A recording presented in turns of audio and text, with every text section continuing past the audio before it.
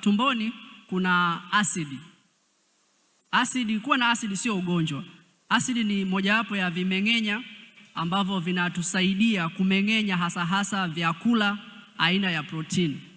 Kwa hiyo kila protini yako, umekula ni nyama, umekula maharage, umekula samaki, ili kile chakula kiweze kumeng'enywa, kivunjwe katika vipande vidogo vidogo ambavyo mwili unaweza ukavitumia, unahitaji asidi. Na hii asidi ya tumboni ni kali kweli. Ina pH 1.5 mpaka 3 hivi. Yaani ni kali, inakaribiana na ile asidi ya betri, zile majimaji ya betri la gari. Kama umewahi kujaribisha kuchezea, utakuwa unajua ule ukali wake, ni kali sana. Ili iweze kuvunja hizo protini.